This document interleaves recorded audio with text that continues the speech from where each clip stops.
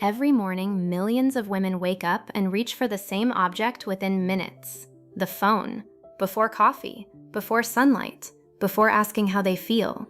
And something unusual happens. Their attention enters an auction. Brands bid for it. Algorithms fight over it. Influencers compete for it. The average person now sees thousands of marketing messages every day. But here is the uncomfortable part. Many are not selling products. They are selling identity, beauty, success, worth. This video is about what happens when self-worth gets tied to visibility and how to take it back before someone else defines it for you. The attention economy sounds complicated, but imagine a giant marketplace where the currency is not money, it is focus. Every second you spend looking, scrolling, clicking, pausing, reacting, that becomes profit somewhere. Social platforms are designed around engagement time because attention converts into advertising revenue. The longer people stay, the more valuable they become. Now add female audiences. Fashion, beauty, wellness, self-improvement, relationships, luxury lifestyles. Entire industries compete inside this ecosystem. Suddenly self-worth is not just emotional anymore, it becomes monetized. And that changes how women see themselves without realizing it. Human beings have always compared themselves. Villages compared families. Schools compared grades. But social media created comparison at global scale. A woman in Phoenix can compare herself to someone in Paris, Seoul, or Dubai before breakfast. The brain struggles with this. Psychologists call it upward comparison. You compare against someone appearing more attractive, richer, happier, or more successful. The problem? You are comparing your behind-the-scenes life to someone else's highlight reel. It is like judging your unfinished sketch against a finished painting with filters, lighting, editing, and strategy. Now comes the dangerous part. Attention creates rewards, likes, views, messages, follows, small signals. The brain releases dopamine, the same chemical involved in reward learning. Suddenly posting becomes more than expression, it becomes feedback. Do they approve? Did they notice? Am I enough today? Imagine self-worth as a house. Validation should be decorations inside it. But many people accidentally build the entire house out of approval. Then one bad comment feels like an earthquake. One ignored post feels like failure. The structure becomes fragile because outsiders hold the foundation. Modern culture quietly teaches women to remain visible, be productive, attractive, present, updated, responsive, interesting, available. But visibility has a cost: emotional bandwidth.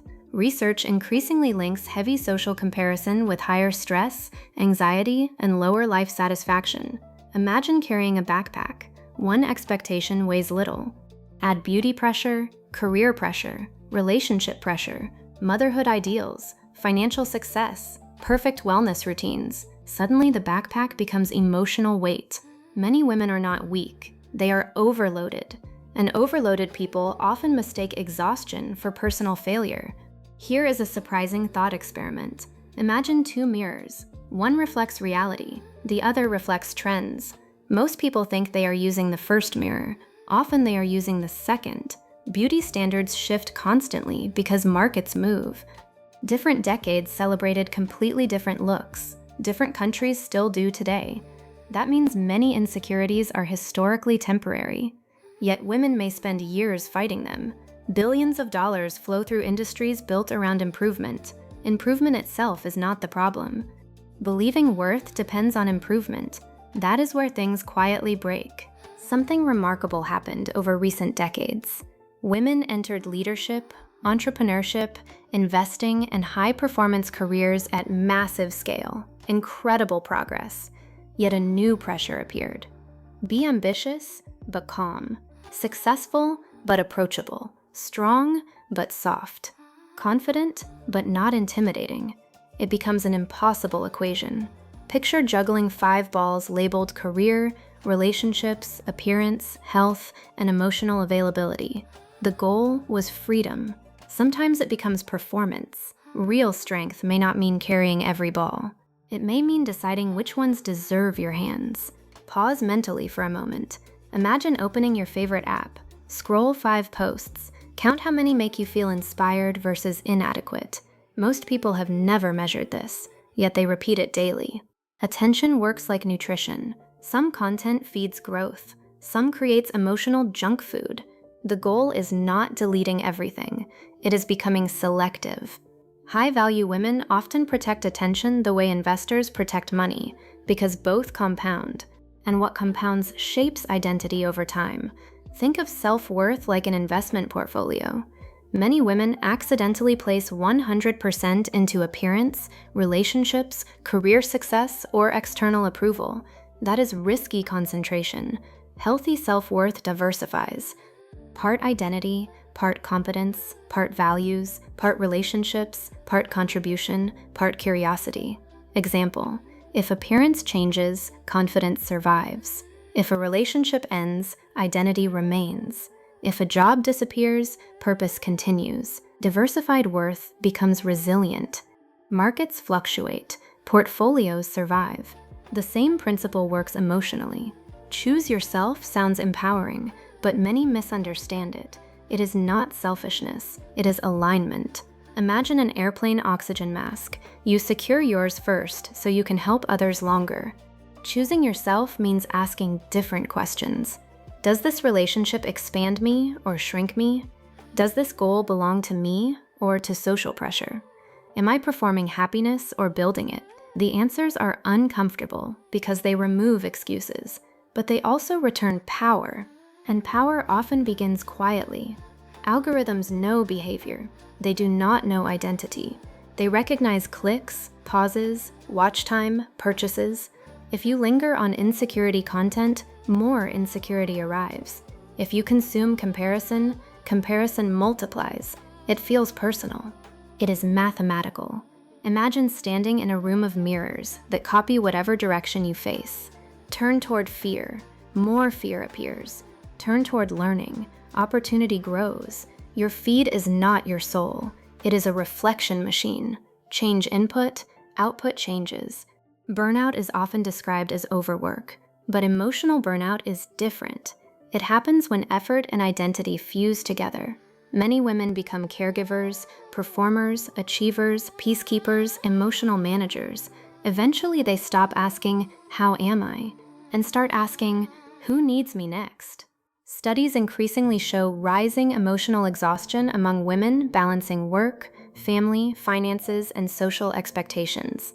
Burnout rarely arrives dramatically. It arrives quietly. Less joy, less energy, less self-recognition. That is why rebuilding starts with noticing. Imagine a woman named Maya. Great salary, beautiful apartment, fitness routine, growing career. Online, everyone admired her. Offline, she felt strangely disconnected. Why? Her life optimized visibility, not meaning. Every achievement answered external expectations but ignored internal ones. She finally listed moments that made her feel alive. Reading, mentoring, hiking, deep conversations.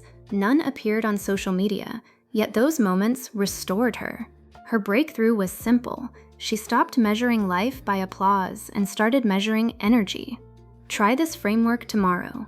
Before consuming content, ask 3 questions. First, does this educate me? Second, does this inspire me realistically? Third, does this leave me respecting myself more? If content fails all 3, it may simply be stealing attention. Imagine placing filters over a camera lens. Suddenly noise disappears and clarity returns. This works with relationships too. Conversations, influencers, podcasts, even ambitions. Quality attention creates quality thinking. Quality thinking creates better choices. Something powerful happens when identity grows away from audiences. Learn a skill nobody sees. Start a journal nobody reads. Take walks nobody posts. Build strength privately. Private wins create internal proof. Internal proof creates stable confidence. Social validation feels loud because it is public. Self-trust feels quiet because it happens alone. But quiet foundations hold buildings together. The strongest version of you may not appear online first.